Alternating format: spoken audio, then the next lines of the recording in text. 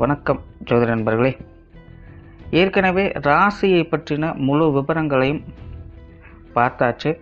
அதாவது ஒவ்வொரு ராசிக்குமே என்ன மாதிரியான குணாதிசயங்கள் இருக்கும், எந்த மாதிரியான வாழ்க்கை அமைப்பு இருக்கும், என்ன மாதிரியான உறவு முறைகள் இருக்கும் அப்படின்னு விளக்கமாகவே பார்த்தாச்சு.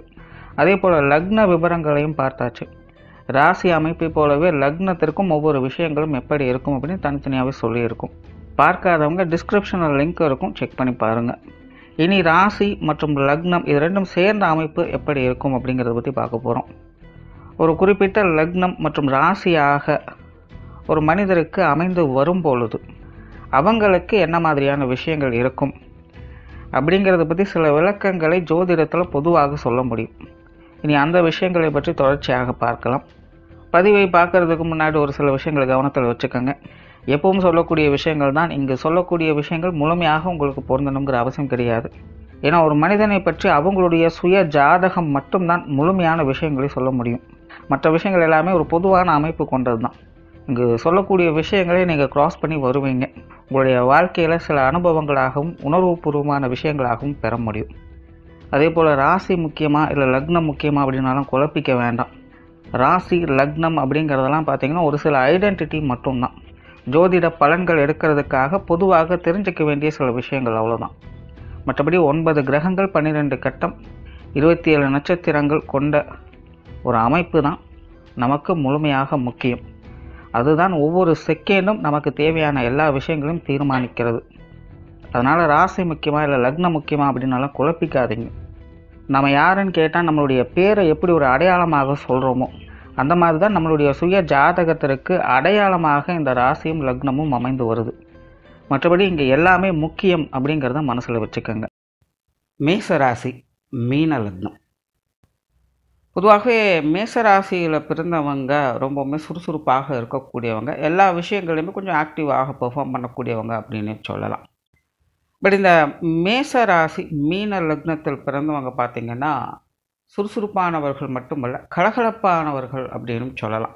ஒரு சராசரியான வாழ்க்கை நிலைகளுக்கு தேவையான எல்லா விஷயங்கள்லையுமே அவங்கவுங்க வயது நிலைகளுக்கு ஏற்ப அந்த விஷயங்களில் ஆக்டிவாக இருக்கக்கூடியவங்க, அதே போல் கலகலப்பாக இருக்கக்கூடியவங்களும் கூட. கொஞ்சம் ஆடம்பர பிரியர்கள் தான். இந்த அழகு சாதன விஷயங்கள்லாம் அவங்களுக்கு ஈடுபாடுகள் அதிகமாக இருக்கும். அதே போல் எந்த விஷயமாக இருந்தாலும் சுத்தபத்தமாக இருக்கணும் அப்படின்னு எதிர்பார்க்கக்கூடியவங்க.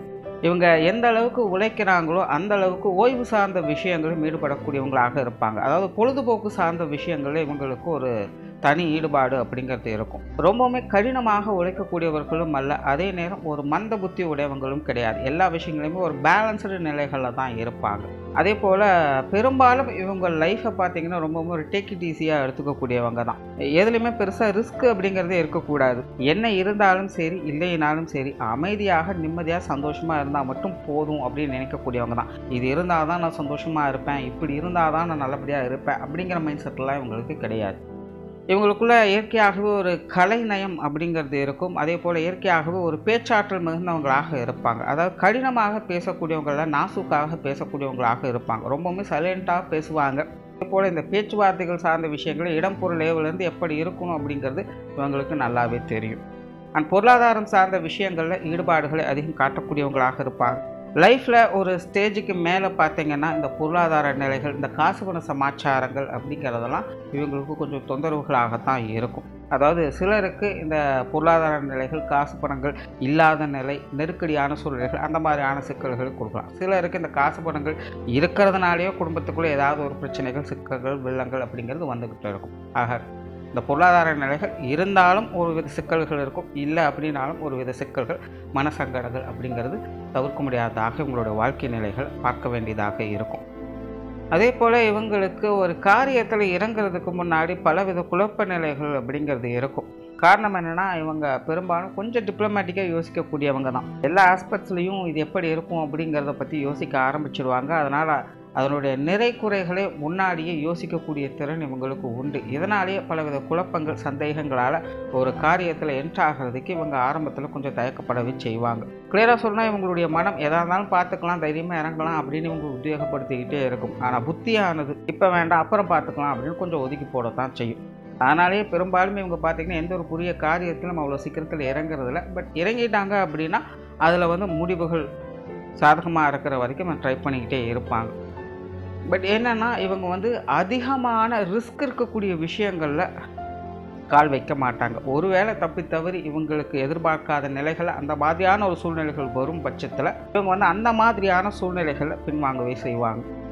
சொத்து சுகங்கள் வாகன ரீதியான விஷயங்களில் இவங்களுக்கு பிரியம் அதிகமாகவே இருக்கும். இது சார்ந்த விஷயங்களில் இவங்க வந்து கொஞ்சம் நுணுக்கமாக செயல்படக்கூடியவங்களாகவும் இருப்பாங்க. பெரும்பாலும் இவங்களுக்கு இந்த சொத்து சுகங்கள் ஆஸ்தி அந்தஸ்து போன்ற விஷயங்கள்லாம் பார்த்திங்கன்னா ஒரு அளவான அமைப்புகள் இருக்கும். அதாவது அந்தந்த கால நிலைகளுக்கு ஏற்ப ஒரு டீசெண்டான அமைப்புகளோடு இந்த சொத்து சுகங்கள் வாகன ரீதியான விஷயங்களை அனுபவிக்கக்கூடிய கொடுப்பினை இவங்களுக்கு உண்டு.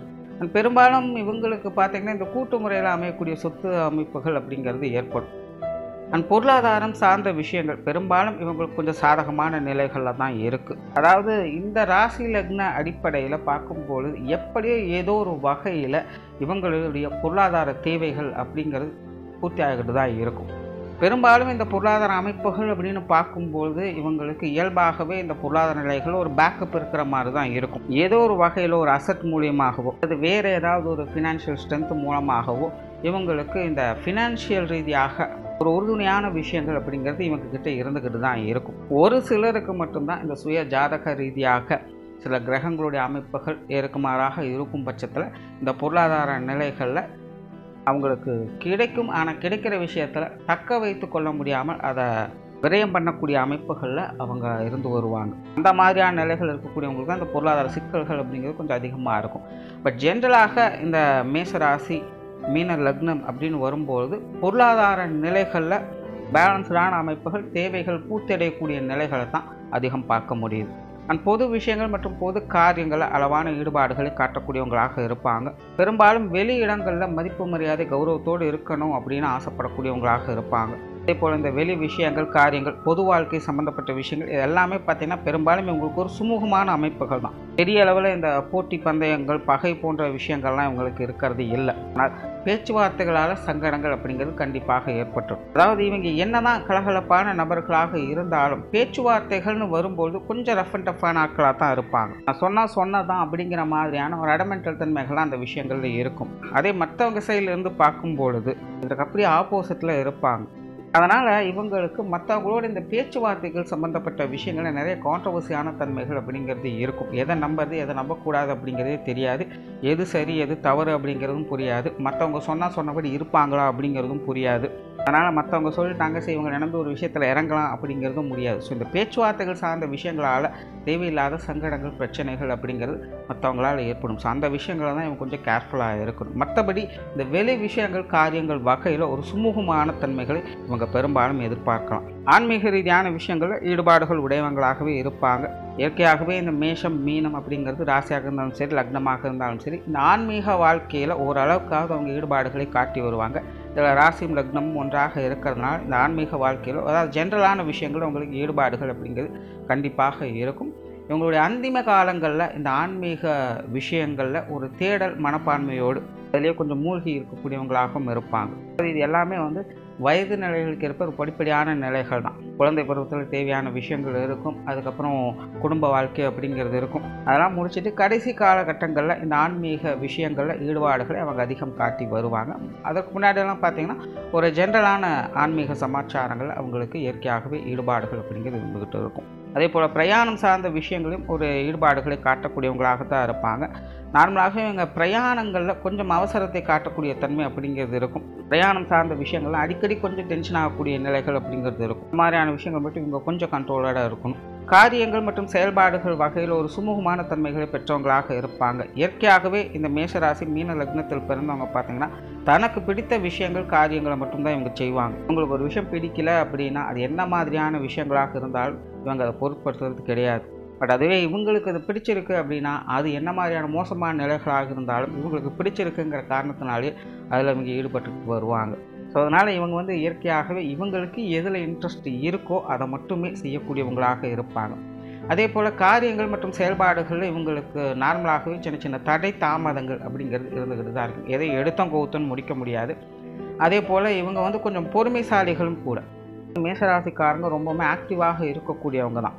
பட் இந்த மேசராசி மீன லக்னம் அப்படின்னு வரும்பொழுது இது ஓரளவுக்கு தான் இருக்கும். ரொம்பவுமே ஹரிபரியாக எல்லா விஷயங்களும் செய்யக்கூடியவங்க அல்ல. கொஞ்சம் பொறுமை, நிதானம் அப்படிங்கிறதும் இவங்களுக்குள்ளே இருந்துக்கிட்டு தான் இருக்கும். நிறைய விஷயங்கள் கொஞ்சம் தள்ளி போட்டு தான் இவங்க செய்தும் வருவாங்க. ஆனாலே இவங்களுடைய காரியங்கள் மற்றும் செயல்பாடுகளை ஒரு வித மந்தத்தனம் அப்படிங்கிறது இருக்கத்தான் செய்யும். அதனால் எந்த ஒரு காரியத்துலையுமே எதையுமே ஆரம்பித்த உடனே நம்ம ரிசல்ட் எதிர்பார்க்கணும் அப்படின்னு நினச்சா உங்களுக்கு முடியாது. எல்லாமே ஒரு ஸ்டெப் பை ஸ்டெப் ப்ராசஸில் தான் இருக்கும். ஸோ அதுக்குண்டான பொறுமை, நிதானம் அப்படிங்கிறது அவங்களுக்குள்ளே இருக்கும். பட் மனம் அதை ஏற்றுக்கொள்ளாது. அதில் கொஞ்சம் சலிப்பு தட்ட ஆரம்பிச்சு, நம்ம என்னடா இவ்வளோ தூரம் ரிஸ்க் எடுத்துகிட்டு இவ்வளோ நாள் வெயிட் பண்ணிகிட்ருக்கோம், எதுவுமே செட் ஆக மாட்டேங்குது அப்படிங்கிற மாதிரி அப்பப்போ கொஞ்சம் சலிச்சு கொள்ளக்கூடிய தன்மை உங்களுடைய காரியங்கள் மற்றும் செயல்பாடுகளில் உண்டு. குடும்ப விஷயங்கள், காரியங்கள் நார்மலாகவே குடும்ப வாழ்க்கையில் அதிக பிரியம் உடையவங்களாகவே இந்த மேசராசி மீன லக்னத்தில் பிறந்தவங்க இருக்காங்க. இவங்களை பொறுத்த வரைக்கும் இவங்களுடைய வாழ்க்கையில் இவங்களுக்கு முதல் ப்ரிஃபரன்ஸ் அப்படிங்கிறது இவங்களுடைய குடும்ப நிலைகள் தான். இவங்களுக்கு இவங்களுடைய குடும்ப வாழ்க்கை மற்றும் குடும்ப உறுப்பினர்கள் தான் முக்கியம். அதன் பிறகு தான் மற்ற விஷயங்கள் எல்லாமே. தனக்குன்னு கூட சில நேரங்களில் எதையும் செய்து கொள்ள மாட்டாங்க. ஆனால் குடும்பம் அப்படின்னு வரும்போது அதில் எதையுமே விட்டு கொடுக்காதவங்களாகவே இருப்பாங்க. அதே போல் குடும்ப கௌரவத்தை என்றைக்கும் விட்டு கொடுக்காதவங்க. இவங்களுடைய குடும்பத்தை எப்போவுமே ஒரு பிடிமானத்தோடும் உயர்வான நிலைகள்லேயே இவங்க மற்றவங்க முன்னாடி காட்டிக்கொள்வாங்க. அவ்வளோ சீக்கிரம் எந்த ஒரு இடத்துலையும் ஒரு தாழ்வான நிலையில் தன்னுடைய குடும்பத்தை நிலைப்படுத்த மாட்டாங்க. குடும்ப கௌரவ நிலைகளுக்கு அதிக முக்கியத்துவம் கொடுக்கக்கூடியவங்களாக இருப்பாங்க. இயற்கையாகவே அவங்க குடும்ப பிரியர்கள் தான். குடும்பத்தின் மேலே அதிக பற்று பாசம் அப்படிங்கிறது இவங்களுக்கு உண்டு. குடும்பத்துக்குள்ளேயே அதிக மகிழ்ச்சி பெறக்கூடியவங்களாகவும் இருப்பாங்க. அதே நேரம் குடும்ப வாழ்க்கையை இவங்களுக்கு பல படிப்பினைகளையும் இவங்களுக்கு சொல்லிக் கொடுக்கவும் செய்யும். அதனாலே இவங்களுடைய குடும்ப நிலைகள் அப்படிங்கிறது சில கடினமான நிலைகளுக்கு தள்ளப்படும். குடும்ப உறவுகளுக்குள்ளேயும் பார்த்தீங்கன்னா ஒரு கான்ட்ரவர்சியான நிலைகள் சில காலங்களுக்கு அப்பப்போ பார்த்துட்டு வருவாங்க. அதாவது ஒரே நிலைகளில் இருக்காது. நல்ல பாசத்தோடு தான் இருந்துட்டு இருப்பாங்க. ஆனால் திடீர்னு பார்த்தீங்கன்னா கொஞ்சம் நாளைக்கு பகையோடவே இருப்பாங்க. என்ன காரியங்கள்னே தெரியாது. இல்லை ஒரு சம்பந்த தேவையில்லாத விஷயங்களாக கூட இருக்கலாம். அதனால் திடீர்னு ஏதோ ஒரு ஈகோ கிளாஷ் ஆயிரும். ஒருத்தருக்கு ஒருத்தர் மனஸ்தாபங்கள் ஏற்பட்டும். குடும்ப உறவுகளுக்குள்ள இப்படிப்பட்ட சின்ன சின்ன சங்கடங்கள் அப்படிங்கிறது இவங்களுக்கு தவிர்க்க முடியாதாகவே இருந்துக்கிட்டு இருக்கும். ஆனால் சில காலங்கள் கழித்து மீண்டும் பிணைப்போடு அவங்க பழகிட்டும் இருப்பாங்க. ஸோ இப்படி இவங்களை பொறுத்த வரைக்கும் இந்த குடும்ப வாழ்க்கை அப்படிங்கிறது அதிக ஏற்ற இறக்கங்களுக்கு உள்ளாக்கப்பட்டதாக இருக்கும். அதாவது இவங்களை பொறுத்த வரைக்கும் அதிகப்படியான சந்தோஷங்களை பெறுவதும் குடும்பத்தால் தான், அதிகப்படியான சங்கடங்களை பெறுவதும் அதே குடும்பத்தால் தான். பெற்றோர்கள் சார்ந்த விஷயங்கள் பெரும்பாலும் இவங்க கொஞ்சம் சாதகமாக தான் இருக்கும். பெற்றோர்கள் நிலைகள் கொஞ்சம் கான்ட்ரவர்சியான நிலைகள், அதாவது பெற்றோர்கள் கொஞ்சம் ஏட்டிக்கு போட்டியான கருத்து வேற்றுமைகள் உடையவங்களாகத்தான் இருப்பாங்க. ஆனாலும் இவங்களுக்கு ஒத்துழைப்பு கொடுக்கக்கூடியவங்களாக தான் இருப்பாங்க. பெரும்பாலும் தாய் சம்பந்தப்பட்ட விஷயங்கள் இவங்களுக்கு கொஞ்சம் சப்போர்ட்ஃபுல்லாகவே இருக்கும். தந்தை வகையிலும் சகாயங்களை தரக்கூடிய அமைப்புகள் என்பது உண்டு. இருந்தாலும் இவங்களுடைய தாயார் பார்த்திங்கன்னா பெரும்பாலும் எல்லாத்தையுமே ஒரு அமைதியோடு புத்தி சாதுரியத்தோடு எல்லாத்தையும் சமாளித்து வருவாங்க. இவங்களுடைய தந்தை பார்த்திங்கன்னா கொஞ்சம் கடினத்தன்மையோடு கொஞ்சம் ரஃப் அண்ட் டஃப்பாக இருக்கக்கூடிய ஒரு நபராக தான் இருப்பாங்க. கோபம் அவங்களுக்கு உடன் பிறந்த குணமாக இருக்கும். இந்த தாய் தந்தையருடைய இரு கலவையின் குணங்களோட தான் இவங்களே இருப்பாங்க. ஸோ இவங்ககிட்டையும் கூட இவங்களுடைய தாயாருடைய பொறுமையும் பார்க்கலாம், இவங்களுடைய தந்தையினுடைய கோபத்தையும் பார்க்க முடியும். இவங்களுடைய தாயார் பார்த்திங்கன்னா இந்த சொத்து சுகங்கள் பொருளாதாரம் சார்ந்த விஷயங்களில் கண்ணும் கருத்துமாக இருக்கக்கூடியவங்களாக இருப்பாங்க. உடன்பிறப்புகள் சார்ந்த விஷயங்களுக்கு அதிக முக்கியத்துவம் கொடுக்கக்கூடியவங்களாக இருப்பாங்க. பாகுபாடு எல்லாருக்கிட்டேயுமே பழகக்கூடிய குணம் என்பது அவங்களுக்கு உண்டு. அதே போல் இவங்களுடைய தந்தையும் பார்த்திங்கன்னா வெளி விஷயங்கள் காரியங்களுக்கு அதிக முக்கியத்துவம் கொடுக்கக்கூடியவங்களாக இருப்பாங்க. ரொம்பவுமே ஆக்டிவான நபர்கள். நண்பர்கள் சார்ந்த விஷயங்களில் ஈடுபாடுகள் அதிகம் காட்டுவாங்க. அதே போல் இவங்களும் பார்த்திங்கன்னா இந்த காசுமலை சம்மந்தப்பட்ட விஷயங்களுக்கு அதிக முக்கியத்துவம் கொடுக்கக்கூடியவங்களாக இருப்பாங்க. எப்போவுமே சதாசர்வ காலம் ஏதோ ஒரு வேலைன்னு இருக்கக்கூடியவங்களாக இருப்பாங்க. உடன்பிறப்புகள் சார்ந்த விஷயங்கள் இது ஓரளவுக்கு உங்களுக்கு சாதகமாக இருக்குன்னு சொல்லலாம். இன்னும் வேற சொல்லலாம், இளைய உடன்பிறப்புகள் சார்ந்த விஷயங்கள் பெரும்பாலும் உங்களுக்கு கொஞ்சம் செட் ஆகிடுது. அவங்களுடைய விஷயங்கள் காரியங்களில் உங்களுக்கு ஈடுபாடுகள் இருக்கும். அவங்க வகையில் ஒரு ஆறுதலான உறுதுணையான விஷயங்களை எதிர்பார்க்கலாம். மூத்த உடன்பிறப்புகள் சார்ந்த விஷயங்களும் நல்லபடியாக தான் இருக்கும். பட் இருந்தாலுமே மூத்த உடன்பிறப்புகள் இவங்களை காட்டிலும் அவங்க கொஞ்சம் டென்ஷன் பார்ட்டியாக இருப்பாங்க. எல்லா விஷயங்களையுமே கொஞ்சம் அவசரத்தனம் மிகுந்தவங்களாக இருப்பாங்க. கிளியராக சொல்லணும்னா இவங்களுடைய இளைய உடன்பிறப்புகள் அம்மாவனுடைய குணத்திலையும் மூத்த உடன்பிறப்புகள் அப்பாவனுடைய குணத்திலையும் இருப்பாங்க அப்படின்னே சொல்லலாம். ஸோ இந்த உடன்பிறப்புகள் அப்படின்னு வரும்போது வீட்டுக்கு வீடு வாசப்படி அப்படிங்கிற மாதிரி அப்பப்போ வரக்கூடிய சின்ன சின்ன சங்கடங்கள் அப்படிங்கிறது இருந்துக்கிட்டே இருக்கும். மேஜரான விஷயங்கள் பெருசாக தொந்தரவுகள் கொடுக்கறது கிடையாது. சிலருக்கு இந்த ஜாதக ரீதியான கிரக அமைப்புகள் சாதகமாக இல்லை அப்படிங்கிற பட்சத்தில் உடன்பிறப்புகள் வகையில் சங்கடங்கள் தவிர்க்க முடியாதாகவே இருந்துக்கிட்டே இருக்கும். மற்றபடி பெரும்பாலும் இந்த உடன்பிறப்புகள் சார்ந்த விஷயங்கள்லாம் சமாளிக்கக்கூடிய நிலைகள் தான். திருமண வாழ்க்கை கணவன் மனைவி உறவுகளை பொறுத்த வரைக்கும் இதுவும் பெரும்பாலும் ஒரு சாதகமான அமைப்புகள் தான் கொண்டு இருக்கும். ராசி நிலையும் சரி, லக்ன ரீதியாகவும் சரி, இது வாழ்க்கை துணை சார்ந்த விஷயங்களை அனுசரித்து போகக்கூடிய தன்மை பெற்றதாகத்தான் இருக்கும். பட் என்னென்னா எல்லாமே இவங்களுடைய கண்ட்ரோலில் இருக்கணும் அப்படின்னு எதிர்பார்க்கக்கூடியவங்க. இவங்களுடைய சொல்லுக்கு இவங்களுடைய வாழ்க்கை துணை கட்டுப்பட்டு இருக்கணும் அப்படிங்கிற எதிர்பார்ப்பு இவங்களுக்கு அதிகம். அதே போல் இவங்களுடைய குடும்ப நிலைகளை, குடும்ப கௌரவம் சார்ந்த விஷயங்களுக்கு எந்த ஒரு சங்கடமும் இல்லாமல் பார்த்து கொள்ள வேண்டிய மனநிலையும் அவங்களுக்கு இருக்கணும் அப்படின்னு எதிர்பார்க்கக்கூடியவங்களாக இருப்பாங்க. மற்றபடி இவங்களை பொறுத்த வரைக்கும் இந்த கணவன் மனைவி உறவுகள் எப்படிப்பட்ட சூழ்நிலைகளாக இருந்தாலும் அதை சமாளித்து ஒருத்தருக்கு ஒருத்தர் அனுசரித்து வாழக்கூடிய நிலைகளை பெற்றிருப்பாங்க. இன்னும் கிளியராக சொல்லணும்னா இவங்களை பொறுத்த வரைக்கும் மன ரீதியாக கணவன் மனைவி உறவுகளுக்குள்ள கொஞ்சம் கருத்து வேற்றுமைகள் அதிகமாகத்தான் இருக்கும். வாழ்க்கை துணை சார்ந்த விஷயங்களில் இவங்களுக்கு கொஞ்சம் எரிச்சல் தரக்கூடிய விஷயங்கள் அப்படிங்கிறது தவிர்க்க முடியாததாகத்தான் இருக்கும். பட் அதுவே குண ரீதியாக என்னதான் சங்கடங்கள் இருந்தாலும் அதை அனுசரித்து போய்க்கணும் அப்படிங்கிற மைண்ட் செட்டும் இவங்களுக்கு உண்டு. அதனால தான் இவங்களுடைய திருமண வாழ்க்கை அப்படிங்கிறது சங்கடங்கள் இருந்தாலும் அதை சமாளிக்கக்கூடிய திறனும் இவங்களுக்கு ஏற்பட்டுடுது. இதில் ஒரு சிலருக்கு சுய ஜாதக ரீதியாக கிரக அமைப்புகள் சரியில்லாத பட்சத்தில் திருமண வாழ்க்கையில் இந்த மன சங்கடங்கள் அதிகமாகவே இருக்கும். சில காலகட்டங்களில் கணவன் மனைவி உறவுகளுக்குள்ள கொஞ்சம் ஏற்குமாறான சூழ்நிலைகளும் அவங்க பார்த்துக்கிட்டு வருவாங்க. பட் காலம் செல்ல செல்ல அந்த நிலைகள் மாறப்படும். மீண்டும் அந்த அனுசரிப்பு தன்மை அப்படிங்கிறது இவங்களுக்கு ஏற்படும். சுய ஜாதக ரீதியாக சில கிரக அமைப்புகள் உங்களுக்கு ஒத்து வரலான இந்த மாதிரியான சங்கடங்களை அவங்க அடிக்கடி பார்த்துக்கிட்டு வருவாங்க. பட் ஜென்ரலாக மேசராசி மீன லக்னம் அப்படிங்கிறது மன ரீதியாக இந்த திருமண வாழ்க்கையில் ஒரு வித மனக்கசப்புகள், கருத்து வேற்றுமைகள் அப்படிங்கிறது தவிர்க்க முடியாததாக இருக்கும். பட் குண ரீதியாக எல்லாத்தையுமே அனுசரித்து போகக்கூடியவங்களாகவே இருக்காங்க. குழந்தைகள் சார்ந்த விஷயங்கள் இவங்களுக்கு இது கொஞ்சம் சாதகமான அமைப்புகள் அப்படின்னே சொல்லலாம். பெரும்பாலும் இவங்க குழந்தைகள் மேலே அதிக பற்று பாசம் வைத்திருக்கக்கூடியவங்களாக இருப்பாங்க. குழந்தைகளுடைய விஷயங்கள், காரியங்களுக்கு அதிக முன்னுரிமை கொடுக்கக்கூடியவங்களாக இருப்பாங்க. குழந்தைகளுக்கு ஒவ்வொரு விஷயங்களையுமே பார்த்து செய்யக்கூடியவங்களாக இருப்பாங்க. குழந்தைகளுடைய விஷயங்களுக்கு அதிகம் செல்லம் கொடுக்கக்கூடியவங்களும் இவங்க தான். ரொம்பவுமே கண்டிஷனாக இருக்கக்கூடியவங்களும் இவங்க தான் அப்படின்னு சொல்லலாம். ஏன்னா இவங்ககிட்ட 2 குணங்களுமே உண்டு. பட் எதாக இருந்தாலும் குழந்தைகள் அப்படின்னு வரும்பொழுது அவங்களுக்கு ஒவ்வொரு விஷயங்களுமே பார்த்து இவங்க எல்லாத்தையும் செஞ்சு கொடுத்துட்டு வருவாங்க. பெரும்பாலும் இவங்களுடைய குழந்தைகளும் கொஞ்சம் சாத்வீக குணம் படைத்தவங்களாகவே இருக்காங்க. குழந்தைகளோட அரவணைப்பும் இவங்களுக்கு உண்டு. இந்த குழந்தைகள் சார்ந்த விஷயங்கள் ஒரு பரஸ்பரமான நிலைகளை எதிர்பார்க்கலாம். பட் என்னென்னா பெரும்பாலும் இவங்களுடைய குழந்தைகள் கொஞ்சம் காரியவாதியாக இருப்பாங்க. அவங்களுடைய தேவைகள் நிறைவேறணும், அதற்கு பிறகு மற்ற விஷயங்கள் இருந்தாலும் பார்த்துக்கலாம் அப்படிங்கிற மாதிரி இருப்பாங்க. அதே போல் இவங்களுடைய குழந்தைகள் நல்ல பெரிய இடத்துல வேலை செய்யணும், இல்லை நல்ல பெரிய அளவில் தொழில் செய்யணும், நல்ல பேர் வாங்கணும் அப்படிங்கிற எண்ணங்கள் உங்களுக்கு அதிகமாக இருக்கும். பட் ஜென்ரலாகவே உங்களுக்கு குழந்தைகள் சார்ந்த விஷயங்கள் ஓரளவுக்கு பரவாயில்ல அப்படின்னு சொல்லலாம்.